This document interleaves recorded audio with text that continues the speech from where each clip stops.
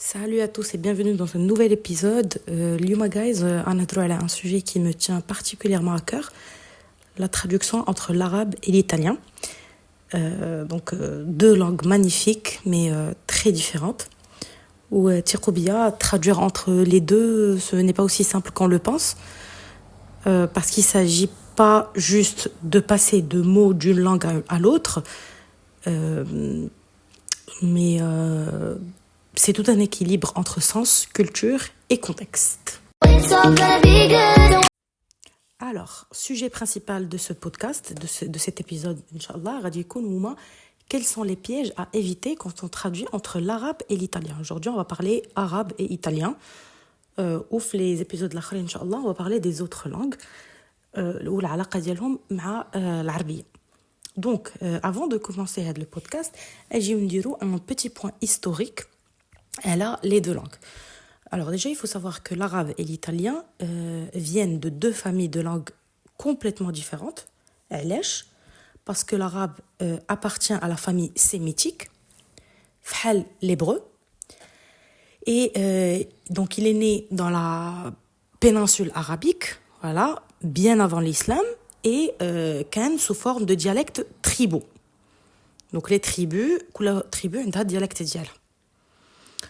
Ou à la révélation du Coran, la révélation du Coran, l'arabe classique s'est imposé comme une langue de culture, de religion et de science aussi. Et au fil du temps, il s'est diffusé dans tout le monde musulman, l'Andalousia, le Moyen-Orient. Okay? Et Hadchi a donné naissance à de nombreux dialectes régionaux. Donc, pour l'italien d'abord, l'italien, lui, il vient du latin. Donc, la langue de l'Empire romain. L'Empire romain s'est effondré. Et le latin parlé a évolué différemment selon les régions. Voilà. Et les langues romanes sont nées. Donc, le français, l'espagnol, le portugais et bien sûr l'italien. L'italien, les canarfo, aujourd'hui, vient surtout du toscano.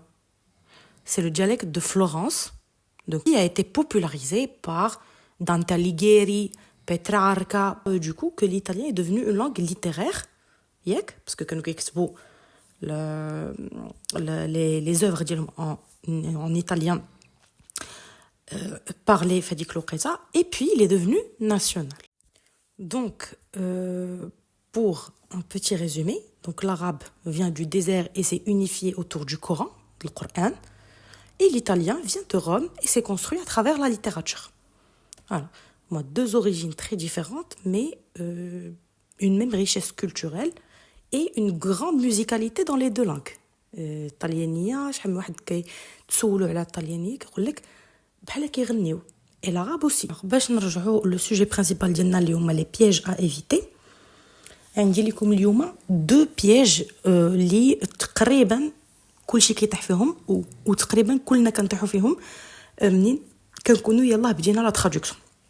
Première des choses, c'est la traduction littérale, c'est-à-dire traduire mot à mot.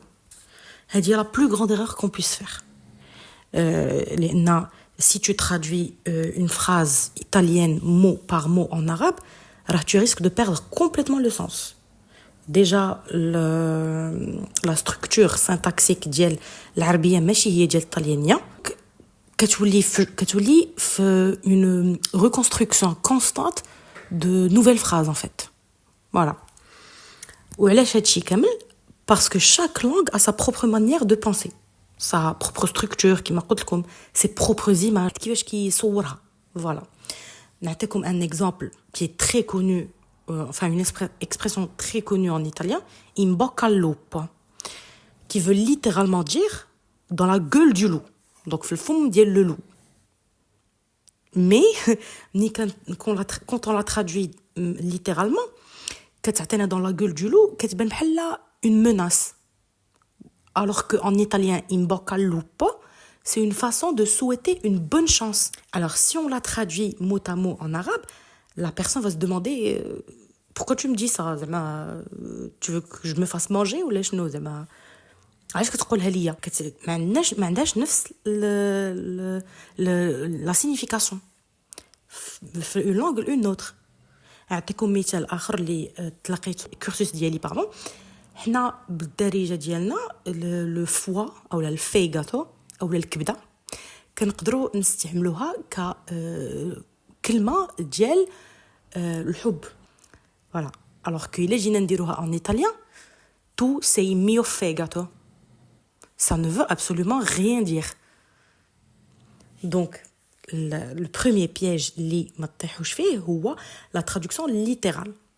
Et باش ما كنطيحوش في هاد la traduction littérale او la traduction du mot à mot كيكون خص يكون عندنا درايه بلي دو كولتور ou بلي دو pays اللي كنترجموا منهم. Donc la bonne approche هي de chercher une expression équivalente en arabe qui garde la même intention. المثال ديال in bocca al lupo تكون عندها la même intention هي celle de souhaiter bonne chance. Même si les mots changent complètement, ولكن هذه هي la magie de la traduction. C'est le fait de trouver le bon équilibre entre fidélité et naturel. Voilà. Deuxième piège اللي لاحظت aussi أن كنطيحوا فيه بزاف surtout في les débuts هي كنساو la culture derrière les mots. Donc une langue, il faut savoir qu'une langue c'est bien plus que du vocabulaire. C'est aussi une façon de voir le monde. La façon اللي كنشوفوا بها حنا le monde ماشي هي la façon اللي كيشوفوا بها les Italiens le monde. Et certaines expressions italiennes n'ont aucun équivalent exact en arabe. Et inversement, bien sûr. Le traducteur هنايا خصو يدير un choix, soit adapter, soit explique.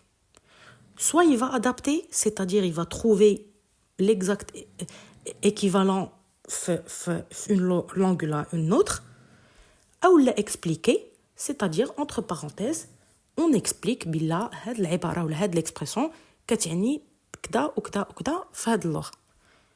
وهنا فين كتبدا تبان لينا la vraie créativité du traducteur.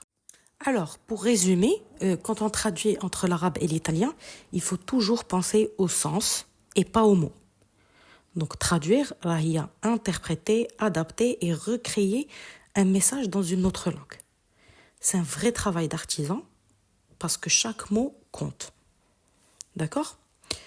Donc, j'espère أن يكون هذا le podcast عجبكم وتعلمتوا منه شي حاجة ولو صغيرة. Et merci d'avoir écouté cet épisode. Et j'ai une petite question. Est-ce que tu as déjà rencontré une expression impossible à traduire ? Dis-le-moi en commentaire ou là sur mes réseaux, donc sur TikTok, Smia. Donc traduire le monde, TikTok. Et je serai curieuse de lire tes exemples. Et voilà, merci. It's all gonna be good.